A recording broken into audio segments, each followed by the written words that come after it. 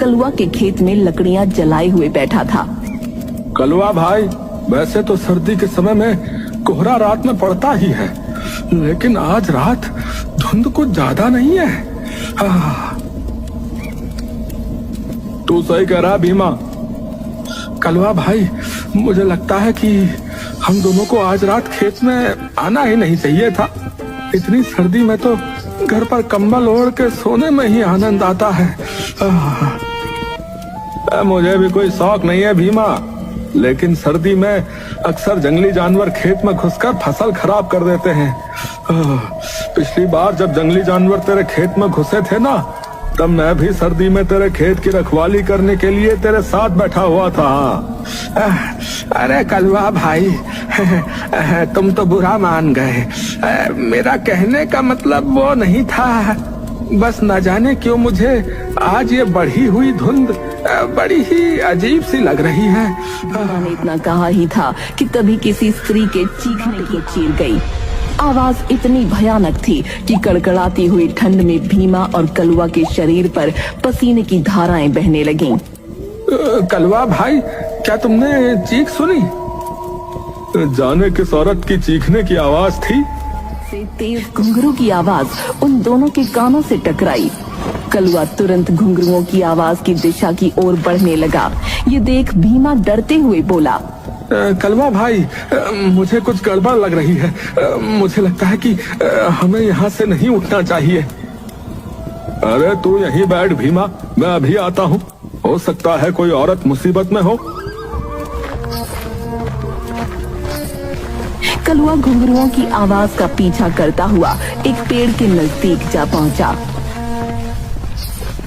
मगर सामने एक दृश्य देखकर कलवा आश्चर्य में पड़ गया। पेड़ के नीचे एक बेहद सुंदर युवती काले वस्त्र पहने हुए कलवा को प्रेम भरी नजरों से देख रही थी। कौन हो तुम, और इतनी रात गए इस घने जंगल में क्या कर रही हो? क्या कुछ देर पहले तुम ही चिल्लाई थी? और तुम्हारा नाम क्या है?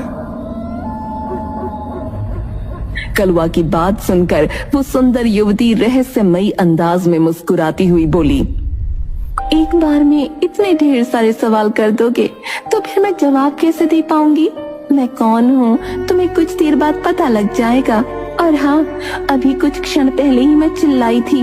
और रहा सवाल मेरे नाम का, तो मेरे कई नाम हैं।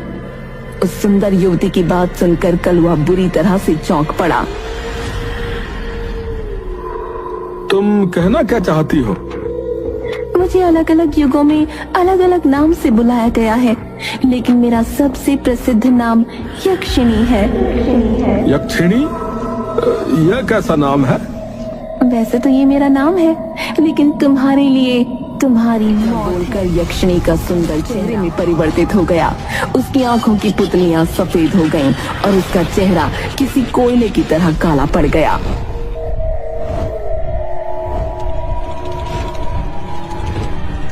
अचानक यक्षिणी ने अपने पंजे कलवा के सीने में गाड़ दिए।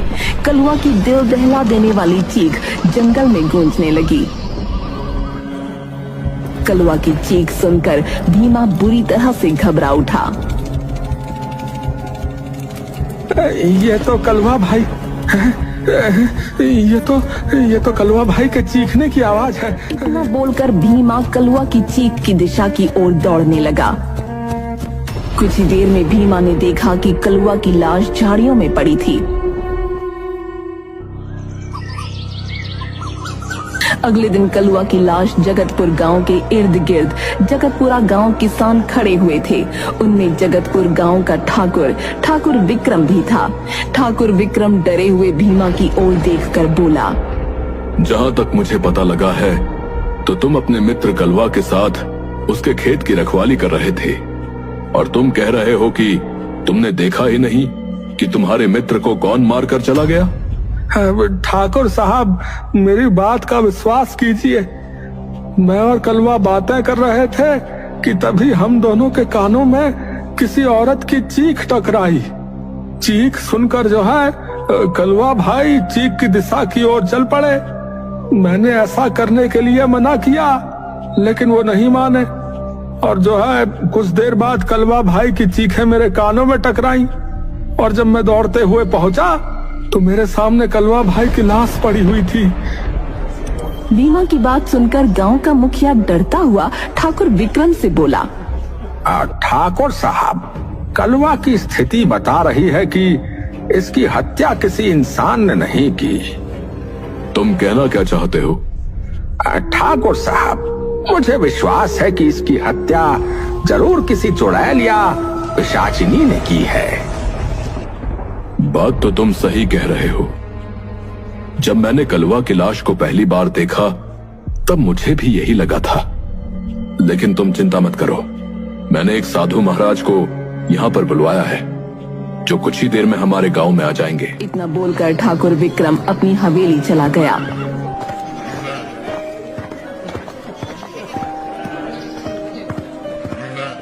ठाकुर विक्रम को चिंतित अवस्था में देखकर उसकी पत्नी रुक्मणी उससे बोली, आपके चेहरे पर ये चिंता की लकीरें क्यों झलक रही हैं? ठाकुर विक्रम सारी घटना बताते हुए बोला, रुक्मणी, कलवा की जिस तरह से हत्या हुई है, मुझे शक है कि यह हत्या किसी चुड़ैल या पिशाचिनी ने ही की है। आपकी बात सुनकर तो मुझे बहुत डर लग रहा है। हमारा बड़ा बेटा बलदेव भी यहाँ पर नहीं है। बलदेव को तो मैं समझा समझा के थक गया हूँ रुक्मणी। पता नहीं वो अपनी जिम्मेदारी कब समझेगा। इतना बोलकर ठाकुर विक्रम अपने कमरे की ओर बढ़ गया। ठाकुर विक्रम अपने कमरे के अंदर घुसा ही था कि तभी उसके कानों में किसी लड़की की मधुर आवाज टकराई। कैसे हो ठाकुर? तुम्हारे चेहरे पर ये गुस्सा अच्छा नहीं लगता। आवाज सुनकर ठाकुर विक्रम ने चौंकते हुए जैसे ही पलटकर देखा तो वो आश्चर्य में पड़ गया। सामने एक सुंदर युवती खड़ी थी। कौन हो तुम और तुम मेरे कमरे में कैसे आई? तभी तेज हवा के झोंके के साथ ठाकुर विक्रम के कमरे का दरवाजा बंद हो गया। ये देख ठाकुर विक्रम बुरी तरह से डर गया। तुम तो ठाकुर हो, तुम्हारे ऊपर डर शोभा नहीं देता। मैं वही हूँ जिसने कलवा को मौत के घाट उतारा। विश्वास करो, उसका ताजा खून इतना स्वादिष्ट था, अभी भी उसके खून का जायका मेरी जुबान पर है। अब देखती हूँ तुम्हारा खून कैसा है, लेकिन तुम्हें मरने से पहले मैं तुम्हें बता देती हूँ कि मैं कौन हूँ। मुझे यक्षिणी कहते हैं। यक्षिणी का चेहरा फिर से वर्धित हो गया। कुछ ही देर में ठाकुर विक्रम की चीखें हवेली में गूंजने लगीं। यक्षिणी ठाकुर विक्रम के शरीर का सारा खून पीकर काले धुएं में परिवर्तित होकर वहां से गायब हो गई। अपने पति की चीख सुनकर रुक्मणी जैसे ही अपने कक्ष में आई, अपने पति की भयानक अवस्था में पड़ी लाश को देखकर बेहोश हो गिर पड़ी। कुछ देर बाद रुक्मणी की जब आंख खुली तो उसने देखा उसका बेटा बलदेव खड़ा था। भगवान का लाख लाख शुक्र है माँ, आपको होश आ गया। तुम्हारे पिता को न जाने कौन मारकर चला गया। रुक्मिणी ने देखा कि उसके पति की लाश को एक साधु बहुत गौर से देख रहे थे। साधु रुक्मिणी की ओर देखकर बोले, मुझे तुम्हारे पति ने ही यहाँ पर बुलवाया था। तुम्हारे पति की हत्या हूबहू उसी प्रकार से की गई है जिस तरह कल रात कलवा की हत्या की गई थी। साधु महाराज, मेरे पति कलुआ की लाश को देखकर ही हवेली आए थे और मेरी आंखों के सामने कमरे में चले गए। कुछ क्षण बाद उनकी चीखें मेरे कानों से टकराईं। जब मैं दौड़ती हुई कमरे में आई तो कमरे में कोई नहीं था और मेरे पति की लाश यहाँ पड़ी थी। कलवा और ठाकुर की लाशों की भयानक स्थिति को देखकर मैं विश्वास से कह सकता हूँ कि कलवा और ठाकुर की हत्या एक यक्षिणी ने की है। आप कहना क्या चाहते हैं साधु महाराज? मनुष्य यक्षिणी को प्रसिद्ध और धन प्राप्ति के लिए सिद्ध करता है, मगर इस गांव में किसी ने यक्षिणी को केवल बदला लेने के लिए सिद्ध किया है, जो कि बहुत घातक है। कलवा की हत्या हो जाना और तुम्हारे पिता की उनके कक्ष में ही हत्या हो जाना आने वाले भविष्य के लिए अच्छे संकेत नहीं है। तो फिर कुछ कीजिए साधु महाराज, आप तो पहुंचे हुए साधु हैं। यक्षिणी का अंत करना इतना आसान नहीं होता बच्चा। सबसे पहले हमें उस व्यक्ति का पता लगाना होगा जिसने यक्षिणी को सिद्ध किया है। जब तक उसका पता नहीं लग जाता हम कुछ नहीं कर सकते। इतना बोलकर साधु रुक्मिणी की ओर देखकर रहस्यमयी अंदाज में बोले, क्या तुम्हें किसी पर शक है? मेरे पति की किसी से कोई दुश्मनी नहीं थी। मेरे परिवार में मेरा बड़ा बेटा बलदेव है और मेरा छोटा बेटा आर्यन अपनी पत्नी के साथ दिल्ली में रहता है। मेरे पति के छोटे भाई ठाकुर विजेंद्र प्रताप जरूर एक बिगड़ैल व्यक्ति थे, मगर मेरे पति ने तो उसे बरसों पहले हवेली से धक्के मारकर बाहर निकाल दिया था। यक्षिणी की साधना किसने की है, इस बात का पता लगाने के लिए मुझे एक यज्ञ करना होगा। मैं वही करने जा रहा हूं। अपने पिता के बाद तुम ही इस गांव के ठाकुर हो, इसलिए गांव के लोगों के जान माल की जिम्मेदारी अब तुम्हारे ऊपर है। गांव में सबसे बोल देना कि कोई भी रात के समय बाहर ना निकले। और हां, तुम्हारी मां ने बताया कि तुम्हारा छोटा भाई आर्यन शहर में रहता है। जब तक सब कुछ सही नहीं हो जाता उसे किसी भी कीमत पर यहां नहीं बुलाना। इतना बोलकर साधु वहां से चला गया। हमने नम आंखों से अपना अंतिम संस्कार कर दिया। इस घटना के 3 दिन बाद रात का काला भयानक सन्नाटा चारों ओर फैला था। आर्यन एक घने जंगल में खड़ा हुआ हक्का बक्का इधर उधर देखते हुए अपने आप से बोला, मैं तो अपने कमरे में सो रहा था, फिर मैं अचानक जंगल में कैसे आ गया? तभी आर्यन के कानों में किसी स्त्री का भयानक घुर्राहट भरा स्वर टकराया। कड़कड़ाती हुई सर्दी में आर्यन का शरीर पसीने से नहा गया। आर्यन कांपते हुए अपने आप से बोला, अरे, इतनी भयानक आवाज किसकी है? तभी आर्यन को महसूस होने लगा जैसे कोई उसे देख रहा है। आर्यन घबराता हुआ इधर उधर देखने लगा। तभी आर्यन की नजर एक पेड़ पर चली गई। उस पेड़ के ऊपर एक बड़ी ही भयानक दिखने वाली औरत उल्टी लटकी थी, जो उसे ही घूरे जा रही थी। आर्यन कांपता हुआ उसकी ओर देखकर बोला, कौन हो तुम? कौन हो?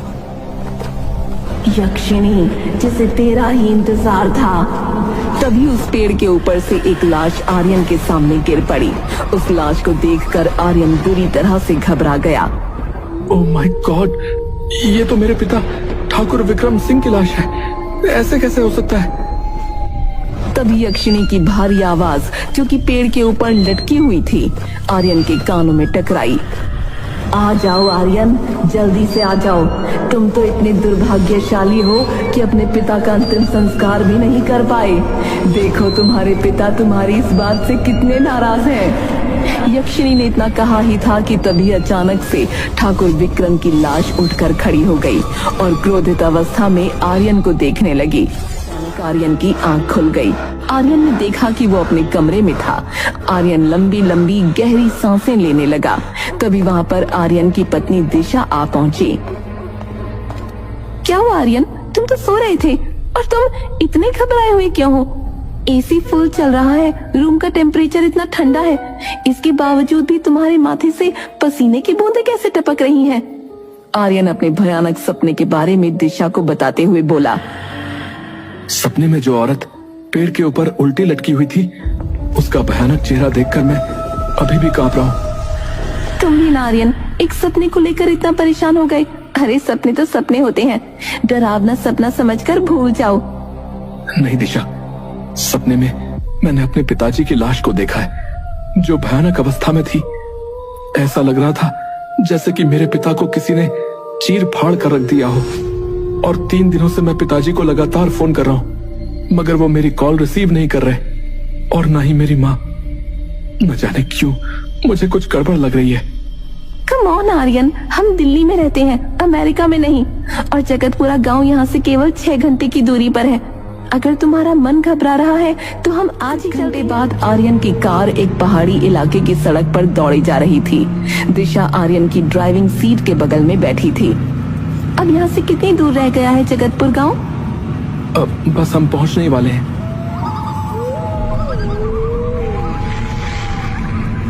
तभी एक बूढ़ा व्यक्ति आर्यन की कार के सामने आकर खड़ा हो गया। आर्यन तुरंत कार को ब्रेक लगाता है।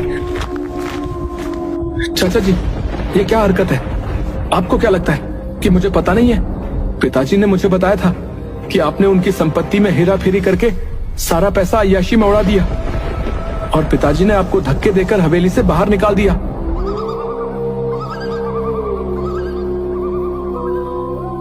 अब मेरी बात सुनो आर्यन, मेरी बात सुनो।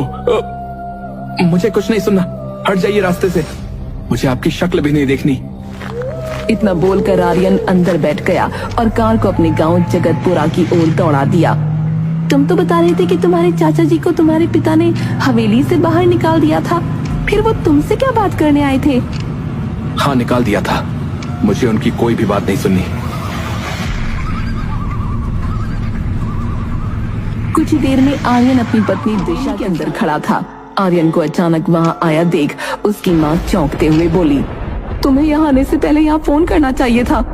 ये क्या कह रही हो माँ?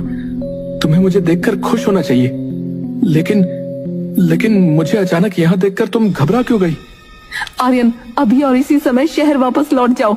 ठीक है माँ, अगर आप चाहती हैं कि मैं अभी के अभी वापस लौट जाऊं तो मैं चला जाता हूँ, लेकिन जाने से पहले मैं पिताजी से मिलना चाहता हूँ, क्योंकि कल रात मुझे एक बहुत ही भयानक सपना आया। आर्यन ने इतना कहा ही था कि तभी रुक्मिणी के चेहरे पर डर झलकने लगा। कैसा सपना? आर्यन अपने सपने के बारे में अपनी माँ को बताता हुआ बोला, मैंने सपने में एक भयानक औरत को देखा और अपने पिता की लाश को देखा। तब से ही मेरे मन में बहुत ही बुरे बुरे विचार आ रहे। माँ, कहाँ है पिताजी? आर्यन की बात सुनकर रुक्मिणी फूट फूट कर रोने लगी।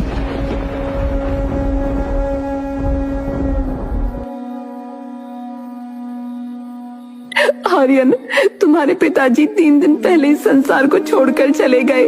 किसी ने उनकी बड़ी ही बेदर्दी से हत्या कर दी। ये सुनकर आर्यन और दिशा बुरी तरह से चौंक गए। ये क्या कह रही हूँ माँ? पिताजी की किसी ने हत्या कर दी और पिताजी 3 दिन पहले ही इस संसार को छोड़कर चले गए, और आपने मुझे बताना तक गवारा नहीं समझा। साधु महाराज बोलकर गए हैं कि इस गांव में कोई भी सुरक्षित नहीं है। हमने इसी डर से तुम्हें यहाँ नहीं बुलाया। बेटा, खतरा अभी भी टला नहीं है। वो भयानक बला अभी भी इस गांव में टहल रही है। तुम यहाँ से अभी वापस चले जाओ। तभी आर्यन को कुछ याद आ गया। माँ, यहाँ आते वक्त मेरी कार के सामने अचानक चाचा जी आकर खड़े हो गए थे। मुझे तो तुम्हारे चाचा जी पर ही शक है आर्यन, क्योंकि वही तुम्हारे पिता से बहुत ज्यादा। बलदेव आ पहुंचा। बलदेव के आते ही दिशा रहस्यमयी अंदाज में रुक्मिणी से बोली, सुना है कि यक्षिणी जिसके पीछे पड़ जाती है वो चाहे कितनी भी कोशिश कर ले, यक्षिणी उसका पीछा नहीं छोड़ती। अगर यक्षिणी आर्यन को मारना चाहती है तो उसे मरना ही होगा। ये सुनकर रुक्मिणी और आर्यन बुरी तरह से चौंक पड़े। अचानक दिशा का चेहरा यक्षिणी के भयानक रूप। कौन हो तुम? मूर्ख इंसान, तुझे क्या लगता है कि शहर से यहाँ तक तेरी पत्नी साथ आई है? तेरी पत्नी को तो मैं कल रात में शहर में ही मार चुकी हूँ। चाहती तो तुझे भी मार सकती थी, लेकिन मुझे आदेश दिया गया था कि तुझे उस व्यक्ति की आंखों के सामने मारा जाए जिसने मुझे सिद्ध किया है। आखिर किसने तुम्हें सिद्ध किया? वहाँ पर वो साधु आ पहुंचा। चीखते हुए आर्यन की ओर देखकर बोला, उससे दूर हट जाओ आर्यन। यक्षिणी को सिद्ध किसी और ने नहीं, बल्कि तुम्हारे भाई बलदेव ने किया है। बलदेव की आंखों में क्रोध झलकने लगा और वो चीखते हुए बोला, हाँ, मैंने किया है, क्योंकि आर्यन मेरा सगा भाई नहीं है और ना ही रुक्मिणी मेरी सगी माँ। मैं अपनी माँ की पहली संतान हूँ। मेरे पिता ने रुक्मिणी के साथ दूसरा विवाह किया। मैं नहीं चाहता था कि मेरी संपत्ति का एक छोटा सा टुकड़ा भी आर्यन को मिले। मैंने इसके लिए पिताजी से बात की थी, मगर पिताजी ने मेरी बात मानने से इनकार कर दिया और इसीलिए मैंने बदला लेने की एक नई तरकीब सोची। मैंने यक्षिणी को सिद्ध किया। मैं जानता था कि मेरे परिवार का या गांव का कोई भी सदस्य मेरे ऊपर शक नहीं करेगा। सबका शक मेरे चाचा ठाकुर वीरेंद्र प्रताप पर जाएगा। अब मेरी समझ में आया। चाचा जी मुझे सावधान करने के लिए अचानक से मेरे कार के सामने आ गए थे। मैंने उनकी बात नहीं सुनी तो तूने संपत्ति के लिए अपने पिता की जान ले ली। ओए, मेरी संपत्ति के बीच में जो भी आएगा वह मारा जाएगा। मैंने यक्षिणी से सौदा किया था कि वो मेरे दुश्मनों को समाप्त करेगी और बदले में वो मेरे सारे गांव वालों को मारकर उनका खून पिएगी।